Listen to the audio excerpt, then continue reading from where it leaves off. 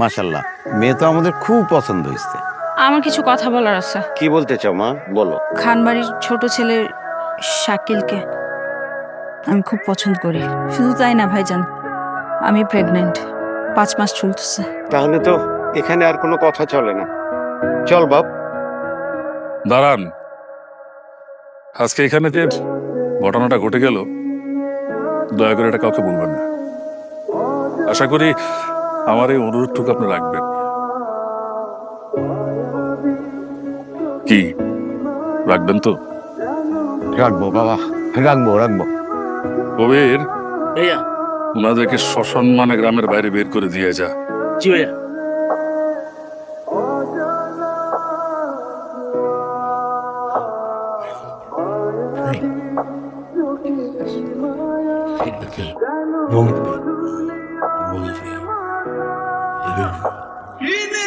আমার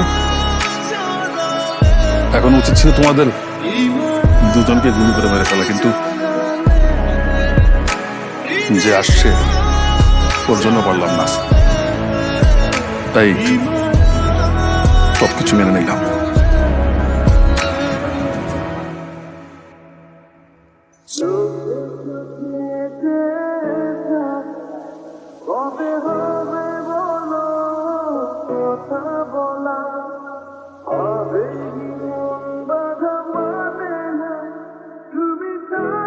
আমি নিশ্চিত শাকিল ওর বাড়িতে যা কোনো একটা গন্ডগোল লাগাইবো।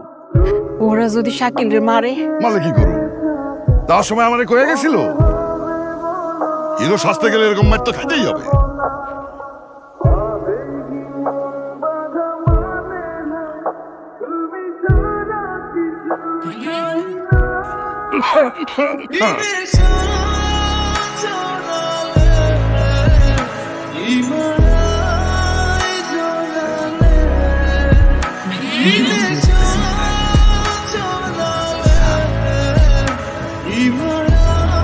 চাচা জান, আসসালামু আলাইকুম।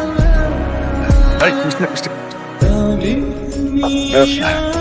যা তোরা বাইরে দাঁড়া, যা, যা, যা। এই, কিসের মিষ্টি?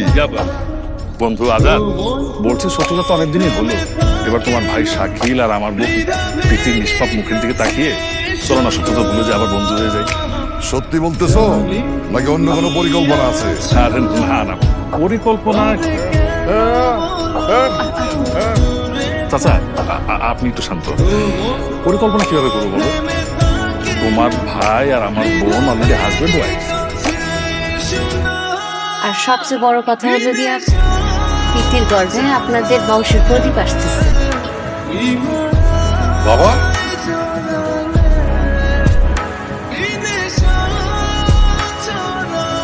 তাহলে তো আমি চাচা আর আমি মামা।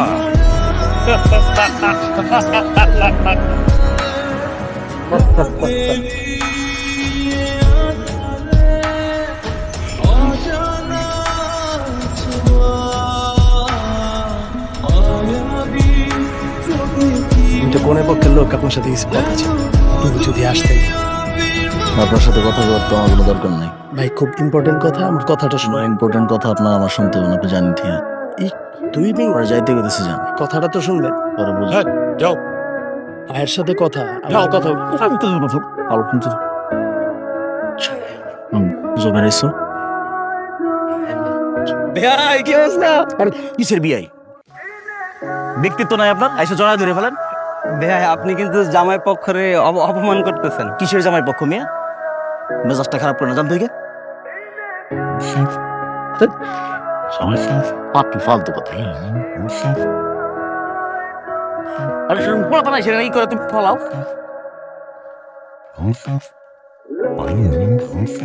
আমার শ্রদ্ধেয় পিতা আলফাজ খানকে সামনে রেখা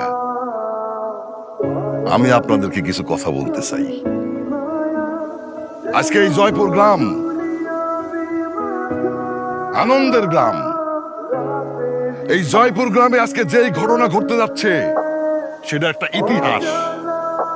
আপনারা সবাই আমাকে জানেন, দুইটা পরিবার, খান বংশ আর চৌধুরী বংশ।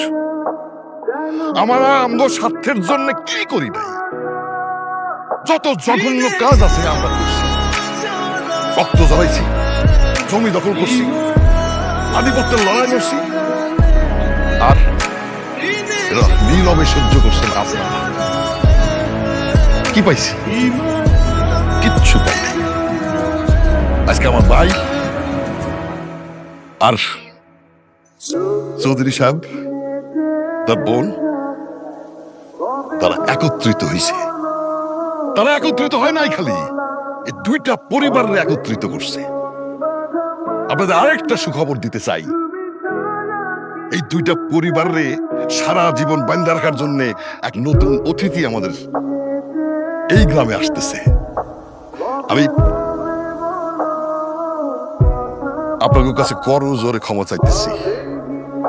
এই দুই পরিবারের পক্ষ থেকে অনেক অত্যাচার করছি, আপনাকে অনেক অনেক অত্যাচার করছি, ভাষায় প্রকাশ করা যাবে না।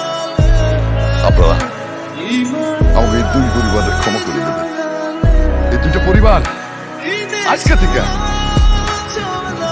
আপনাকে সেবা করবো। আপনাকে, আমার ভাই, আমার সন্তান,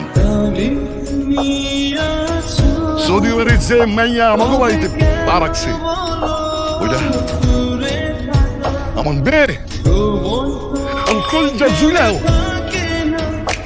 আমার যা কিছু আছে সব সব আজকে এই শুভক্ষণে আপনাকে সামনে আমি ওকে একটা উপহার দিতে চাই। আব্বা,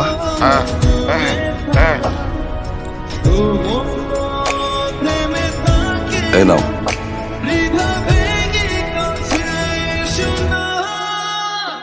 ভাবি এসেছেন, ভাবির সামনে তুমি ওকে তুমি চাবি দিচ্ছ? কি বলবি? তোর ভাবি তো আমার কইছে বাড়ির চাবি। শোন, অনেক বউজমি করছি, অনেক অন্যায় করছি, কিন্তু এই বাগান বাড়িটা আমি সব বই ইনকাম করে বানাইছি তোর জন্য। নে। আরে নে,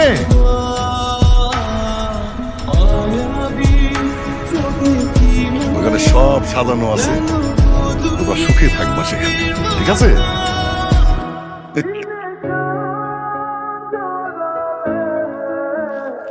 আমার বন্ধু আজাদ আজকে যেই বিরাট মনের পরিচয় দিল, তার জন্য আমি তার কাছে কৃতজ্ঞ এবং ধন্যবাদ। আমার বন্ধু তার কৃতকর্মের জন্য ক্ষমা চাইছে, আমিও আমার কৃতকর্মের জন্য ক্ষমা চাইতেছি আপনাদের সবার কাছে। আজকে এই দুই পরিবার একত্রিত হওয়াতে যেমন জয়পুরবাসীর মুখে হাসি ফুটছে, তেমনি আমাদের চৌধুরী পাড়ার বাসীর মুখে হাসি ফুটছে। তো এই খুশির সময় আমি একটা কথা বলতে চাই সবাইকে। আসলে আজাদ যেটা বলছে সত্যি কথাই বলছে। সারা জীবন শত্রুতা কইরা, অন্যায় অত্যাচার কইরা মানুষের প্রতি অনেক অবিচার করছি আমরা। সেজন্য আপনাকে সবার কাছে আমি মাপ চাইতেছি, মাফ করে দিন। আর এই খুশির মুহূর্তে আমিও একটা ঘোষণা দিতে চাই। কবির ভাইয়া, কালকে আমিন রাইতে কবি, কিন্তু ভাই ওই আহ। ওটা তো আমার মুখটা তোরই থাকবে। আপনারা যেমন সবাই জানেন যে আমরা এতিম, মানে আমাদের বাপ মা কেউ নাই। দুই ভাই বোনরা আমি বাপ মার আদা দিয়ে বড় করছি। আমার ভাগের যে সম্পত্তিগুলো ছিল সেটা আজকে থেকে আমি আমার বোন আর আমার বোন জামাইয়ের নামে লিখে দিতেছি।